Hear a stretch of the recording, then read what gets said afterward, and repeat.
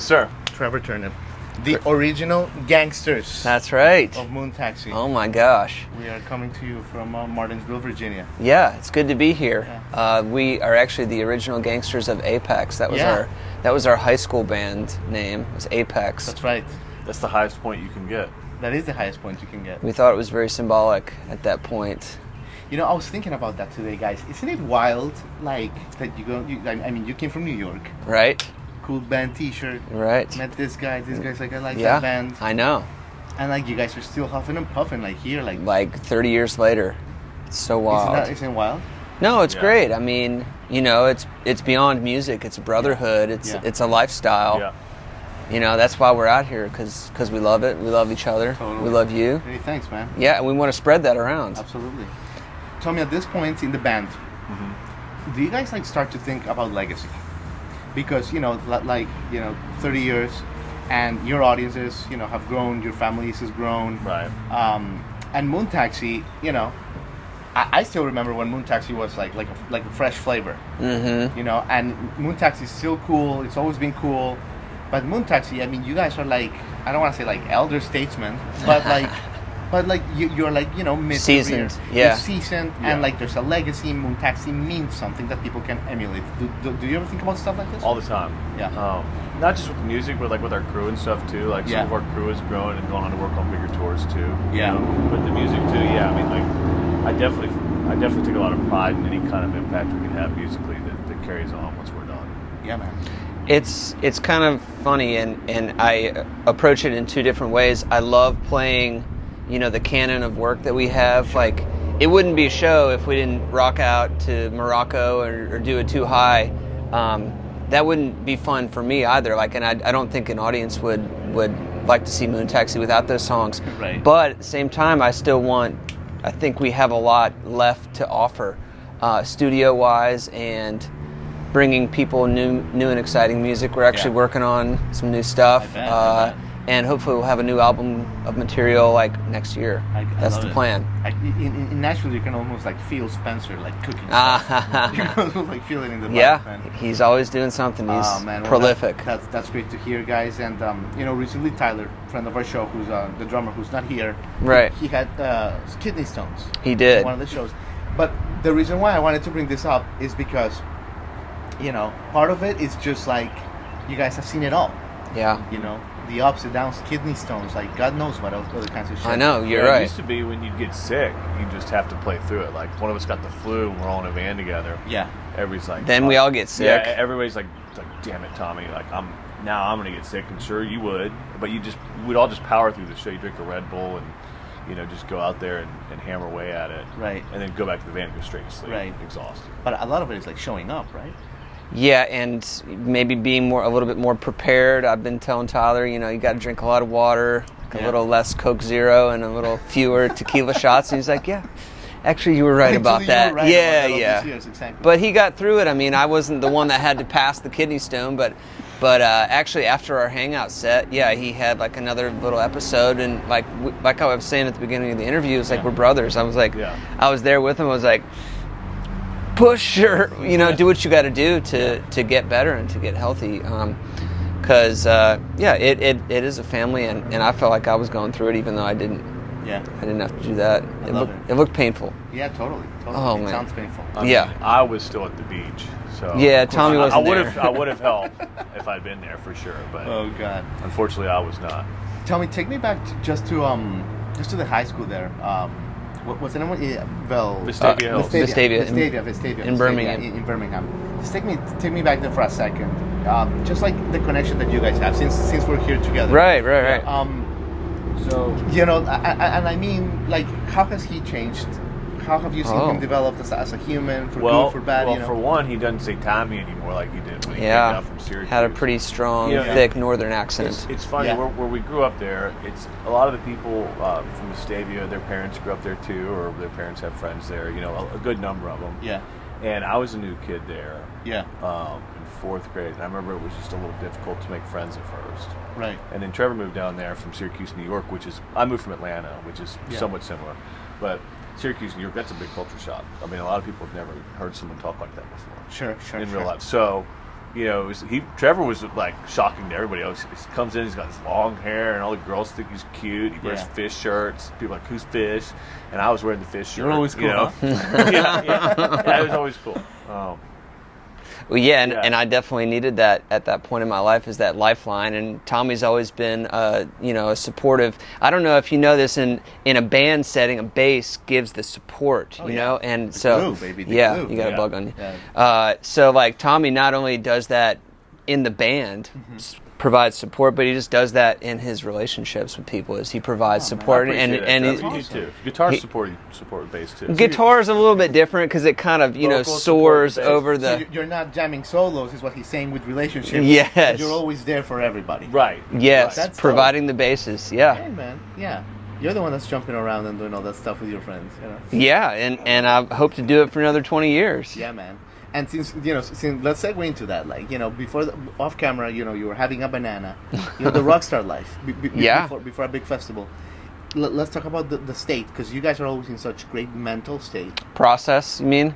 Yeah, yes. And physical state. I'm always amazed by that, like the way that you guys just hit the stage and you grab 30,000 people by the balls. Right. Pardon my French. Yeah, you're good. And an hour and a half later, everyone is just in a fucking dizzy, and you're like, done. Oh, it's all about preparation, physical, mental.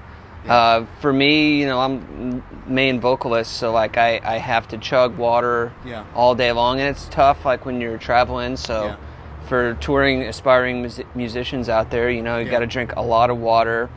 I enjoy the process of getting ready, like just kind of doing my vocal exercises. It's boring for everybody else and isolating for me, but I do it with you sometimes. Yeah, Tommy will jump in there. Yeah. But it's something that I know that I need to do to put on a good show. So once you realize that, I didn't know that when I was younger and just a little wilder. Like I didn't know what I needed to do to prepare mentally to put on a good show, but now I do, and I'll always do that.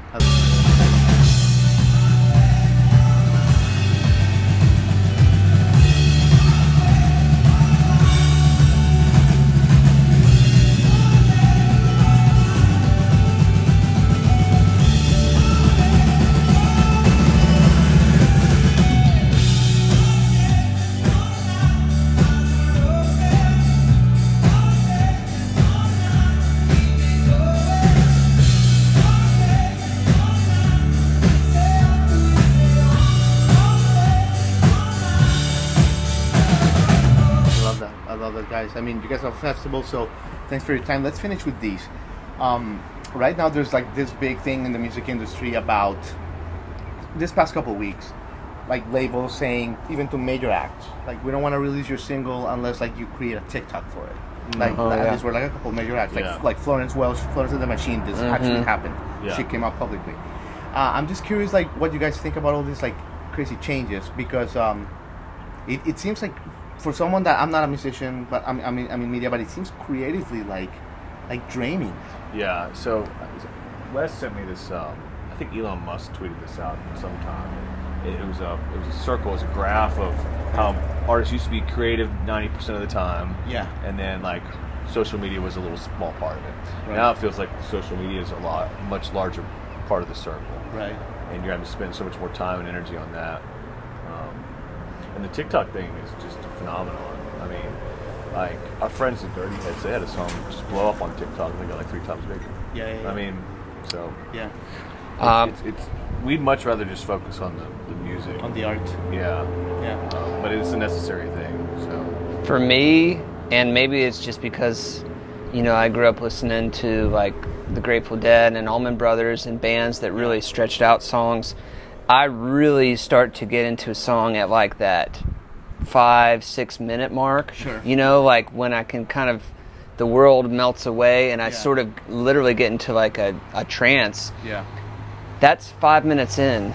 Yeah. I think TikTok is 15 seconds or something like that. Like how can... I think the stat is 87% of internet traffic is 30-second video now. Right. I mean, how am I supposed to be able to become entranced in music if it's only 15 seconds? So for me, they're gonna, if any of the people at TikTok are watching, like maybe just extend the length of the videos for me to really get on board with that. Yeah, exactly. Yeah, we'll see where this goes, but one thing is for certain, guys. Moon Taxi is you know, you guys are just chugging along, and I Yes, think sir. you guys are creating something that, you know, whenever it's all said and done, for whatever reason, it's gonna be like, I think, in rock and roll history, guys. Oh man, Like, thank you so and much. I think, and like a timeless thing, and it's an honor to talk to you guys, and thank you for your time. Thank you, It's an honor. as always. Absolutely, man. Yeah. Take care. Thanks, man. Tell me now, baby, is it good to you? Can it do till you look crazy? Oh, I can take you high. Ooh, I'm on fire.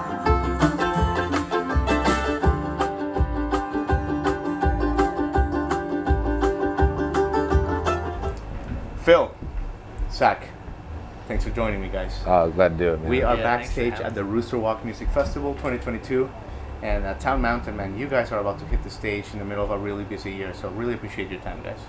Glad to do it, man. Absolutely. So Phil, let me start with this. I was thinking about you guys this morning and legacy. Like the word legacy started to come to mind because the band's been around since 2005 now. Mm-hmm. You know, you guys are like, you guys are peaking, you guys are doing incredible, but you guys are not like the young pups anymore. Right. Like there's bands now who are like influenced by Town Mountain. Like you Sure. start hearing this all the time now. Yeah. Does this like cross your mind as you start touring, like the legacy word? Like what mark are we leaving in the music now? You know? It hadn't, honestly, but when you say something like that, you know, it's definitely something to consider, you know, having done this as long as we have. We've definitely had tons of friends that started out opening up shows for us, and they've gone, and their careers definitely are influenced by us, and we love to see the community and making that connection. You know, at the end of the day, we're just trying to connect with people. So if we're doing that with other bands, that's great, and hopefully just spread a good, you know, message of community and authentic music. Right on. Yeah. What about you, Zach? Do you have anything to add there? Yeah. So I was a Town Mountain fan Yeah. long before I joined the band, Right, actually, which right, was pretty right. funny. And I would say that it was influential to my music. Sure. And so like being in the band now and playing for people, you know, every night, it's really fun to think about like that coming full circle, and the band keeps it interesting, you know, like they like I feel like it's constantly evolving musically, sonically, and so it's really cool to be a part of that now, you know? Yeah, you guys definitely like keep it fresh. Mm-hmm. And speaking of keeping it fresh, Phil, let me ask you about like venues. I mean, you guys played like the Opry a bunch of times. Mm-hmm. You guys, you know, you're playing the Burl next time. Like I'm blanking out, but like you guys are playing like some of the major stages. Is there something like a major like stage that you want to hit next that you haven't hit? Like, is there something that comes to mind, like a bucket list? Oh gosh, bucket list. There's so many of them. I guess if you're talking about.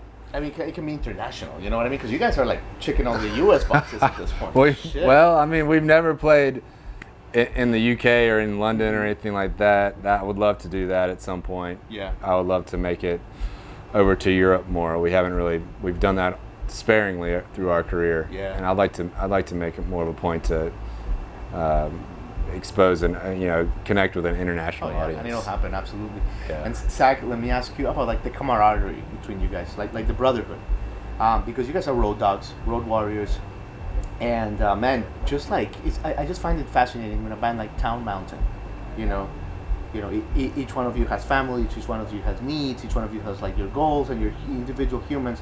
How do you keep the balance? Like what are some of the, because it's pretty impressive, I mean it, just like living together and just like keep thriving as individuals in a band context.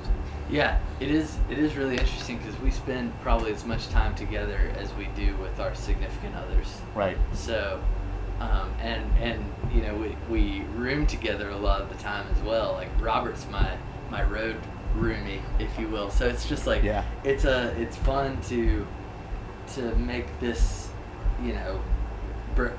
brotherly connection with these guys, because it's like it feels very lifelong to me right now. Yeah. We'll keep it that way. Yeah, we'll keep it that way. Yeah, that's right. Yeah, it's but I mean, communication is key in every good relationship. Yeah, band or anything. It's always been a real it was as much about the way we got along together as a group as it was musically. You know, not to say the music was secondary, but it's important to connect on a human level with someone and be good friends with them, because that affects how you play music with them. And we've always there's been plenty of musicians that have come and gone from this band, but we're still friends with all of them. It's still a circle. You know, everybody has life needs that change, and that's totally understandable. And those that stick around, and those that don't, it's no hard feelings. We're still good friends. So it's definitely a brotherhood of sorts. Town Mountain is like a culture. It's like a value system, you know. That's how it is, you know. Yeah, I get think that. It's like deeper than, it's like a culture thing. I love that. Yeah. Man, and Phil, and you've been around the industry for a long time. So let me ask you about, and thank you for your time. You know, I know you're busy, but let me ask you about the music industry nowadays, in the sense that, man, this past week, some major artists in like indie rock and like Florence Welch of Florence and the Machine and some others actually came openly and said, our labels will not promote our singles unless like we do like some sort of TikTok with it, or like it's become like a thing where like even major acts, the labels are being like, you gotta bring it with something, with a little reel or TikTok shit. Like, man, I'm just curious, like, you've been in the industry for a while. You guys are creative souls to the bone. What's your take on like all this? Because from where I stand, that just seems like completely exhausting, like your pixie dust, instead of like putting it in the arts. But that's just me. No, I completely agree. It's like it's such a multimedia world now. You got to have the visual to go with everything, and definitely labels are looking to exploit that revenue stream. You know, you can make just as much money off a YouTube video as you can streaming on Spotify. So it's like, I feel like the system is, for me, I feel like the system is going to reach a tipping point. Like, they keep taking from artists, you know, and taking, and at some point, and especially an artist at higher level, they have the clout to be like, that's enough. You know, we're not gonna follow all these rules anymore. We're not gonna play this system that's just taking advantage of us. And you know, just the pittance that Spotify streams pay the artists is it's not sustainable. It's not sustainable. And a band like us, unfortunately, we don't have the leverage, I guess you'd say, to be like, this is to demand our terms. But so we got to play the game for a while. But if we got to a point where we didn't have to play that game financially, I could see, like, you know, you got to take some control back. Absolutely. Yeah. Well, thank you guys. Let me leave you with this. What's your ritual before you hit the stage? Because you guys always come in with such great force and in such great physical and mental state. Like the handful of times I've seen you, you always come in rocking.